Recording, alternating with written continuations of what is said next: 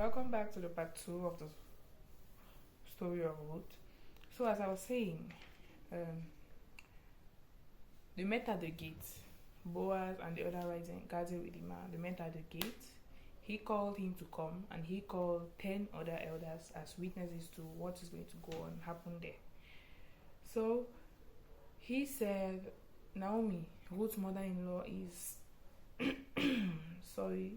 Ruth's mother-in-law is selling the lands of her late husband.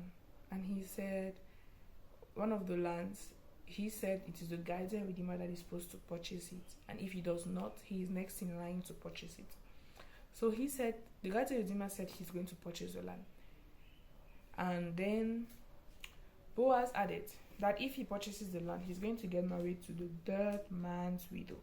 I think that third man's widow was an intentional line, like as a turn off to the guardian redeemer, because I think he really wanted to purchase that land and marry Ruth.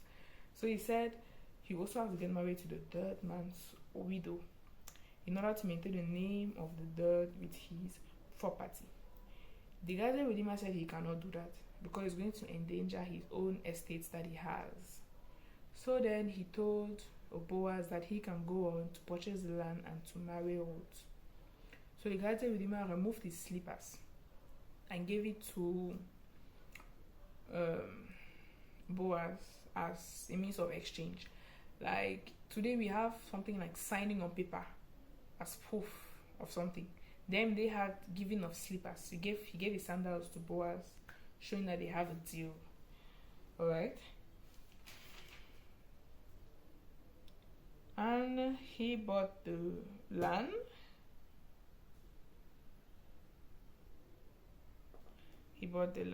They got married. So the Lord blessed Naomi with a son. She conceived, he blessed her. So there is a word Ruth said to her mother-in-law Naomi, sorry for the mistake. Ruth said to her mother-in-law Naomi that praise be to the Lord, who this day has not left you without the guardian redeemer. May he become famous throughout Israel. He will renew your life and sustain you in your old age. For your daughter-in-law who loves you and who is better to you than 7 sons has given him birth. I think what this statement that she set up, that praise be to the Lord, is, and also that he's going to protect them in her old age, is a way of saying, contradicting the statement she said in the beginning. Because she said, Naomi said they should call her Mara instead of Naomi, which means bitter, because she thought the Lord was bitter with her because he allowed her to lose her son and her sons and her husband. So it was a way of telling her that we can still have hope, we can still trust in the Lord. Alright, so Naomi gave birth to a child named Obed, which Obed then became the father of Jess, and Jess the father of David.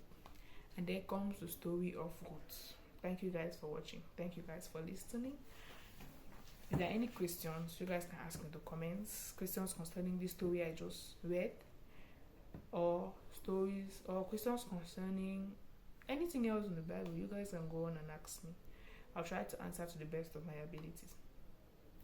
I'd like if you guys can please like, share, subscribe, and comment, so that my videos may reach other people, other places, and we see where all this goes to. Because I trust in God so much.